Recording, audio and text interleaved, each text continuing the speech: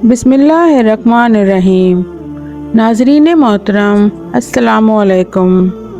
پوری دنیا پہ بادشاہت کرنے والا ایک ایسا بدترین بادشاہ جسے اللہ تبارک و تعالیٰ نے ایک مچھر کے ہاتھوں عبرتناک موت دلوائی۔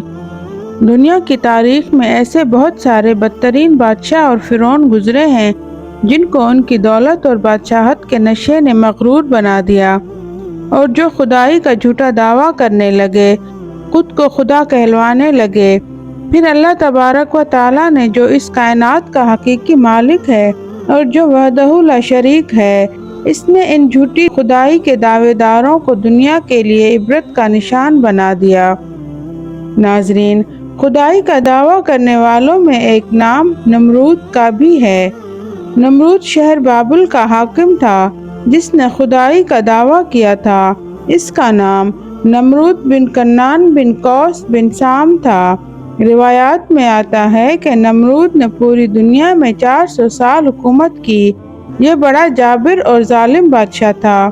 اس کے دور میں بت پرستی عام تھی۔ لوگ اللہ تبارک و تعالیٰ کی وحدانیت کو چھوڑ کر بتوں کی پوجا کیا کرتے تھے۔ اس نمرودی دور کے اندر شرک اس قدر پھیلا ہوا تھا کہ تمام نمرودیوں نے اپنے خداؤں کے طور پر بہت سارے بت بنائے ہوئے تھے۔ اس بدبخت قوم کی طرف اللہ تعالیٰ نے اپنے پیارے پیغمبر حضرت ابراہیم علیہ السلام کو بھیجا۔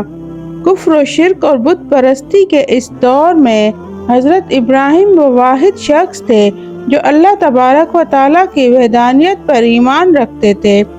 حضرت ابراہیم علیہ السلام نے جب نمرودی قوم کو اللہ تبارک و تعالیٰ کی وحدانیت کی طرف بلایا اور ایک خدا کی عبادت کرنے کا حکم دیا، لیکن نمرودی قوم ایسی بدبخت قوم تھی کہ اپنے کفر و شرک سے باز نہ آئی اور بتوں کی پوجا کرتی رہی۔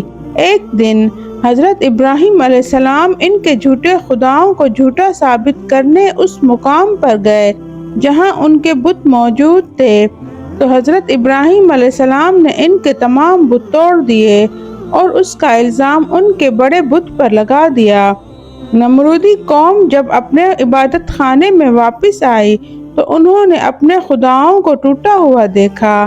نمرودی چونکہ یہ جانتے تھے کہ حضرت ابراہیم ہی وہ واحد شخص تھے جو بتوں کے خلاف باتیں کرتے تھے اور بتوں کے بجائے ایک خدا کی عبادت کا حکم دیتے تھے، وہ یہ سمجھ گئے کہ یہ کام حضرت ابراہیم کا ہے۔ نمرود نے حضرت ابراہیم علیہ السلام سے بدلہ لینے کے لیے حضرت ابراہیم کو قتل کرنے کا منصوبہ بنایا۔ نمرود نے یہ حکم دیا کہ ایک مقام پر آگ جلائی جائے اور اس کے اندر حضرت ابراہیم علیہ السلام کو ڈال دیا جائے۔ نمرود کے حکم کے مطابق ایسا ہی کیا گیا۔ بہت دنوں تک بہت ساری لکڑیاں اکٹھی کی گئیں اور اس میں آگ جلائی گئی اور حضرت ابراہیم علیہ السلام کو اس آگ میں ڈال دیا گیا، لیکن اللہ تبارک و تعالیٰ نے اس آگ کو حکم دیا تو وہ آگ حضرت ابراہیم پر ٹھنڈی اور سلامتی والی ہو گئی۔ حضرت ابراہیم علیہ السلام فرماتے ہیں کہ میں جتنے دن اس آگ میں رہا، اللہ تبارک و تعالیٰ کی خاص رحمت میں تھا اور اس جیسا سکون مجھے پہلے کبھی حاصل نہ ہوا۔ چنانچہ حضرت ابراہیم علیہ السلام جب اس آگ سے باہر تشریف لائے تو اللہ تبارک و تعالیٰ کے حکم کے مطابق حضرت ابراہیم نے نمرودیوں کو پھر اللہ کی وحدانیت کی طرف بلایا اور ایک بار پھر حق کی دعوت دی۔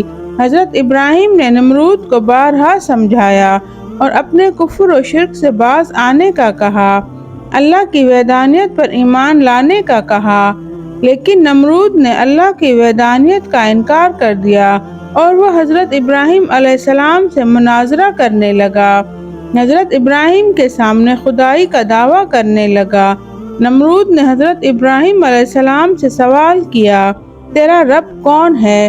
تو حضرت ابراہیم علیہ السلام نے کہا، میرا رب وہ ہے جو زندگی اور موت دیتا ہے۔ اس پر نمرود تکبر سے مسکرایا اور کہنے لگا، یہ تو میں بھی کر سکتا ہوں۔ چنانچہ نمرود نے 2 سزائے موت کے قیدیوں کو بلایا۔ ان میں سے ایک قیدی کو نمرود نے آزاد کر دیا اور ایک کو پھانسی لگا دی۔ اس طرح نمرود حضرت ابراہیم علیہ السلام سے کہنے لگا، دیکھو، ایک کو میں نے زندگی دے دی اور ایک کو موت دے دی۔ اس طرح نمرود حضرت ابراہیم علیہ السلام کے سامنے باطل دلیلیں دینے لگا اور دعویٰ کرنے لگا کہ حقیقی خدا میں ہی ہوں، بتا تیرا خدا کون ہے؟ تو اس وقت حضرت ابراہیم علیہ السلام نے اس بدبخت نمرود کی عقل کے مطابق کہا کہ میرا رب وہ ہے جو سورج کو مشرق سے طلوع کر کے مغرب میں غروب کر دیتا ہے۔ اگر تو سچا خدا ہے تو سورج کو مغرب سے طلوع کر کے دکھا۔ چنانچہ حضرت ابراہیم علیہ السلام کی یہ بات سن کر نمرود کا رنگ اڑ گیا اور وہ لاجواب ہو گیا، اور اس طرح نمرود پوری قوم کے آگے ذلیل و رسوا ہو کر رہ گیا۔ اس کے بعد حضرت ابراہیم نے نمرود کو کئی بار اللہ تعالیٰ کی وحدانیت کی طرف بلایا، لیکن نمرود اپنی سرکشی سے باز نہ آیا اور اسی طرح اپنے کفر و شرک پر ڈٹا رہا۔ چنانچہ حضرت ابراہیم علیہ السلام نے بار بار دعوت حق دینے سے نمرود تنگ آ گیا اور بالآخر تنگ آ کر حضرت ابراہیم سے کہنے لگا، اگر تیرا خدا سچا ہے تو اس کو بول کے اپنی فوج بھیجے اور میرے ساتھ جنگ کرے۔ چنانچہ جیسے ہی نمرود بدبخت نے یہ کہا تو حضرت جبریل علیہ السلام فوراً حضرت ابراہیم علیہ السلام کے حضور پیش ہوئے اور کہنے لگے کہ اللہ تبارک و تعالیٰ کا لشکر جنگ کے لیے تیار ہے۔ حضرت جبریل علیہ السلام کا یہ پیغام سن کر حضرت ابراہیم علیہ السلام نے یہ کہا کہ اللہ تبارک و تعالیٰ کا لشکر جنگ کے لیے تیار ہے۔ یہ سن کر نمرود کہنے لگا، مجھے 3 دن کی مہلت دی جائے۔ چنانچہ نمرود کو 3 دن کی مہلت دی گئی، اور اسی دوران نمرود نے تمام مشرق و مغرب کے بڑے بڑے جنگجوؤں کو اکٹھا کیا اور بہت سارے ہتھیاروں کو جنگ کے لیے تیار کیا۔ اس طرح نمرود نے جب جنگ کی مکمل تیاری کر لی تو نمرود نے حضرت ابراہیم علیہ السلام کو للکار کر کہا کہ ہماری فوج جنگ کے لیے تیار ہے، تم اپنے رب کی فوج کو بلاؤ۔ اسی وقت حضرت ابراہیم علیہ السلام نے اللہ تعالیٰ کی بارگاہ میں دعا کی تو اس وقت اللہ تعالیٰ نے مچھروں کی ایک فوج کو بھیجا۔ ان مچھروں کی تعداد اتنی زیادہ تھی کہ ان مچھروں کے آگے سورج بھی نظر نہ آتا تھا۔ اللہ تبارک و تعالیٰ نے ان مچھروں کی فوج کو نمرودی فوج کے اوپر مسلط کر دیا تو یہ مچھر دیکھتے ہی دیکھتے نمرودی فوج کا گوشت کھا گئے اور ان کا سارا خون پی گئے۔ تمام نمرودی فوج کی ہڈیاں ہی ہڈیاں باقی رہ گئیں۔ چنانچہ اس دردناک منظر کو دیکھ کر نمرود اپنے محل کی طرف دوڑا اور اپنی بیوی کے کمرے میں چھپ گیا۔ اسی دوران ایک مچھر نمرود کے محل میں داخل ہوا تو نمرود نے اپنی بیوی سے کہا، اس مخلوق نے تمام فوج کو ہلاک کر دیا ہے۔ اسی دوران وہ مچھر اللہ تبارک و تعالیٰ کے حکم سے نمرود کی ناک میں داخل ہو گیا اور نمرود کے دماغ کو کھانے لگا۔ جب وہ مچھر نمرود کے دماغ کو چاٹتا تو نمرود کو اتنی تکلیف ہوتی کہ وہ اپنے سر کو دیواروں پر مارتا۔ اس طرح اللہ تبارک و تعالیٰ کے حکم سے وہ لنگڑا مچھر نمرود کے دماغ میں کئی دنوں تک رہا۔ نمرود نے اپنے محل میں یہ حکم جاری کر دیا کہ جو بھی کوئی محل میں داخل ہو تو وہ نمرود کے سر پہ جوتے مارے۔ جوتے مارنے کے بعد نمرود کی تھوڑی دیر کے لیے سکون ملتا، لیکن کچھ دیر کے بعد پھر تکلیف ہونا شروع ہو جاتی۔ اس طرح اللہ تبارک و تعالیٰ نے ایک حقیر مچھر سے سزا دلوائی۔ وہ بادشاہ جس نے خدائی کا دعویٰ کیا تھا، آج اس بادشاہ کا یہ حال تھا کہ جب تک اس کے سر پہ جوتے نہ پڑتے اسے قرار نہ آتا۔ جب دربار میں جاتا تو ہر درباری کا یہ معمول بن گیا کہ وہ اسے سر پہ جوتا مارتا۔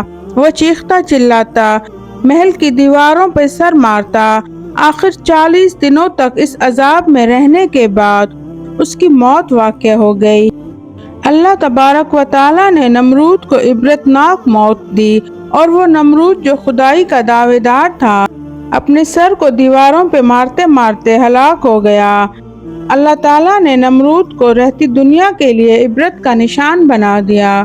ناظرین و سامعین، اس بات میں کوئی شک نہیں کہ اللہ تبارک و تعالیٰ کی ذات وحدہ لا شریک ہے۔ اللہ تعالیٰ سے دعا ہے کہ اللہ تعالیٰ اپنی بارگاہ میں عاجزی و انکساری کے ساتھ رہنے کی توفیق عطا فرمائے۔ ویڈیو لائک کر دیجیے گا، آپ کے لائک سے ہماری حوصلہ افزائی ہوتی ہے۔ اللہ پاک آپ کو اور ہمیں اپنے حفظ و امان میں رکھے۔ اللہ حافظ۔